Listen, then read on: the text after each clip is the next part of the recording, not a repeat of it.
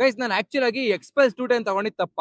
Guys ನಾನು ಯಾಕೆ ಈ ಕ್ವಶನ್ ಕೇಳ್ತಾ ಇದೀನಿ ಅಂತಂದ್ರೆ, ಈ ಗಾಡಿ ತಗೋಬೇಕಾದ್ರೆ ನಿಮ್ಮೆಲ್ಲರಿಗೂ ನಾನು ಕೇಳಿದೆ ಎಕ್ಸ್ಪ್ರೆಸ್ 210 ತಗೊಳ್ಳ ಇಲ್ಲ ಅಂತಂದ್ರೆ ಎಕ್ಸ್ಪ್ರೆಸ್ 200 ರ್ಯಾಡಿಯಲ್ ಎಡಿಷನ್ ತಗೊಳ್ಳ ಅಂತ ನಿಮ್ನ ಕೇಳಿದೆ. ಅದಕ್ಕೆ ನೀವೆಲ್ಲ ಕಮೆಂಟ್ ಮಾಡಿದ್ದು ಎಕ್ಸ್ಪ್ರೆಸ್ 210 ತಗೊಳ್ಳಿ, ಸಕ್ಕದಾಗಿದೆ ಅಂತ. ಸೊ ನಾನು ನೀವೆಲ್ಲ ಹೇಳಿದ್ರೆ ಅಂದ್ಬಿಟ್ಟು ಈ ಗಾಡಿ ತಗೊಂಡೆ. ಬಟ್ ನಂಗೆ ಎಷ್ಟು ತುಂಬಾ ಮೆಸೇಜ್ ಗಳು ಬರ್ತಾ ಇದೆ, ಎಷ್ಟು ಕಮೆಂಟ್ ಗಳು ಬರ್ತಾ ಇದೆ ಅಂತಂದ್ರೆ, ಬ್ರೋ ಈ ಗಾಡಿನ ನೀವು ತಗೋಬಾರ್ದಾಗಿತ್ತು, ತುಂಬಾ ಪ್ರಾಬ್ಲಮ್ ಗಳಿದೆ ಈ ಗಾಡಿಲಿ ಅಂತ ಹೇಳಿದ್ರು. ಸೊ ಅದಕ್ಕೋಸ್ಕರ ನಾನು ಇವಾಗ ಈ ಗಾಡಿಲಿ ಏನು ಪ್ರಾಬ್ಲಮ್ ಗಳಿದೆ ಅಂತ ನಿಮ್ಗೆ ತಿಳ್ಸಕ್ ಬಂದಿದ್ದೀನಿ. ಗೈಸ್ ನಾನು ಕಳ್ಸಿರೋ ಅಷ್ಟು ಮೆಸೇಜ್ ಅಷ್ಟು ಡಿಎಮ್ಸ್ ಅಲ್ಲಿ ಮೇಜರ್ ಪ್ರಾಬ್ಲಮ್ ವಿಡಿಯೋ ಯಾವ್ದು ಗೊತ್ತಾ? ಒಂದ್ ನಿಮಿಷ ನಿಮ್ಗೆ ತೋರಿಸ್ತೀನಿ ನೋಡ್ಕೊಳ್ಳಿ. ಗೈಸ್ ಇಲ್ಲಿ ಕಾಣಿಸ್ತಾ ಇದೆಯಲ್ಲ, ಈ ಸಸ್ಪೆನ್ಷನ್ ಅಲ್ಲಿ ಒಂದು ಬ್ಲಾಕ್ ಕಲರ್ ಒಂದು ಲೈಕ್ ಕವರಿಂಗ್ ತರ ಏನೋ ಒಂದು ಕೊಟ್ಟಿದ್ದೇನೆ. ಈ ಕವರಿಂಗ್ ಒಳಗಡೆ ನಾವು ವಾಟರ್ ವಾಶ್ ಮಾಡಿದಾಗ ನೀರ್ ಹೋಗ್ತಾ ಇದೆ. ಆ ನೀರ್ ಹೋದಾಗ ಈ ಸಸ್ಪೆನ್ಷನ್ ಎಲ್ಲ ತುಕ್ಕಿಡ್ಕೊಂಡು ಪ್ರಾಬ್ಲಮ್ ಆಗುತ್ತೆ ಅಂತ ಹೇಳಿದ್ರು. ಆಕ್ಚುಲ್ ಆಗಿ ನನ್ ಪ್ರಕಾರ ಅದು ನಿಜಾನೇ ಇರ್ಬೋದು. ಯಾಕಂತಂದ್ರೆ ಇಲ್ಲಿ ಗ್ಯಾಪ್ ಇದೆ ಸ್ವಲ್ಪ ನಾನು ಚೆಕ್ ಮಾಡಿದೀನಿ. ಬಟ್ ಒಂದ್ಸಲನೂ ನನ್ಗೆ ಆತರ ಏನು ಫೀಲ್ ಆಗಿಲ್ಲ. ಬಟ್ ಇಲ್ಲಿ ಗ್ಯಾಪ್ ಇದೆ. ನೆಕ್ಸ್ಟ್ ವಿಡಿಯೋದಲ್ಲಿ ನಾನು ವಾಟರ್ ವಾಶ್ ಮಾಡಿ ಅಲ್ಲಿ ನೀರ್ ಫಿಲ್ ಮಾಡಿ ಆತರ ಏನೋ ಪ್ರಾಬ್ಲಮ್ ಇತ್ತು ಅಂತಂದ್ರೆ ಅದನ್ನ ನಿಮ್ಗೆ ನಾನು ಅಪ್ಡೇಟ್ ಮಾಡ್ತೀನಿ. ಅಂಡ್ ಮೇಜರ್ ಡಿಎಂ ಇನ್ನೊಂದ್ ಏನಂತಂದ್ರೆ, ಗೈಸ್ ನಿಮ್ಗೆ ಫ್ರಂಟ್ ವೀಲ್ ಕಾಣಿಸ್ತಾ ಇದೆಯಲ್ಲ, ಈ